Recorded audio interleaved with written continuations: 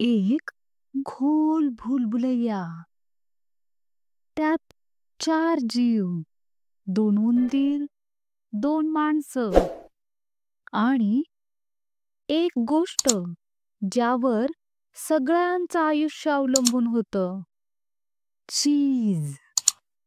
पण एक दिवस ते गायब झालं आणि सुरू झाली एक अशी प्रवास कथा जी फक्त रस्ता बदलत नाही, आयुष्य बदलते.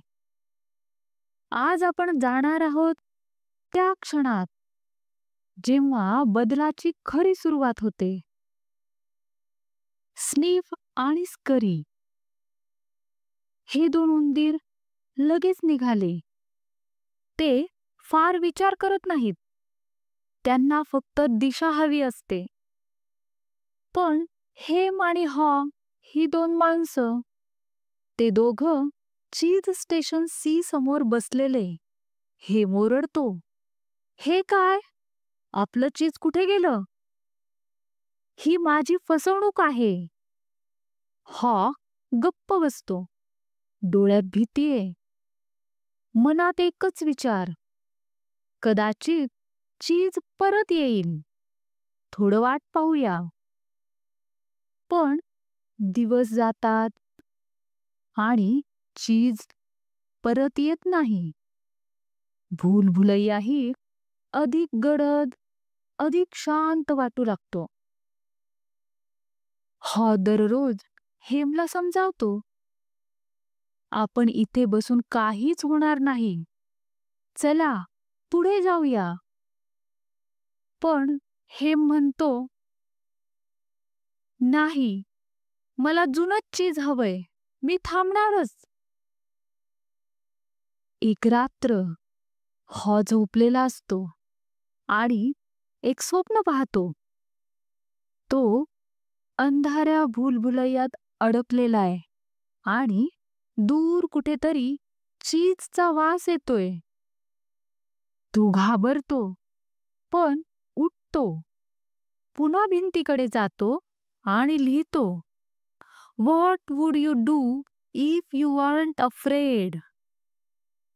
तो विचार त्याला हादरवतो. हॉ बूट घालतो. पाठीवर फक्त थोडंसं खाद्य आणि मनात भीती. पण त्याहून मोठा असतो तो प्रयत्न. पहिल्या काही वळणावर तो एकटाच भिंतीवर लिहित राहतो, "move with the cheese. Old beliefs do not lead to new cheese." कधी वाट चुकतो, कधी थांबतो, कधी थकतो. पण एका दिवशी एका छोट्याशा कोपऱ्यात त्याला दिसतो थोडासा नवीन चीज. तो ओरडतो, "येस, हे काम करतंय. मी योग्य दिशेने चाललोय." आणि त्याच्या चेहऱ्यावर परत एक हसू येतं. हा चीज फारसा नव्हता, पण तो पुरेसा होता. पुढे जाण्याचं बळ देणारा. हा आता ठाम झाला आहे. त्याला भीती अजूनही वाटते आहे, पण ती आता अडथळत नाहीये. भुलभुलैयातून चालताना तो लिहित राहतो, "The quicker you let go of old cheese, the sooner you find new cheese.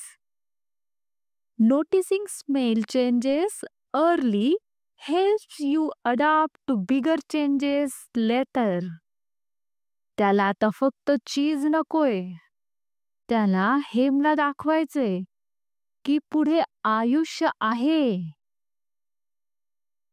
तुमचं आयुष्य कुठं अडकलंय? कोणता चीज तुमच्या जीवनातून अचानक निघून गेलाय? तुम्ही हेमसारखे थांबले आहात का? की हॉ सारखे अजूनही त्या अंधाऱ्या भुलभुलैयात पण चालत आहात? कमेंट करा. मी चालायला सुरुवात केली आहे.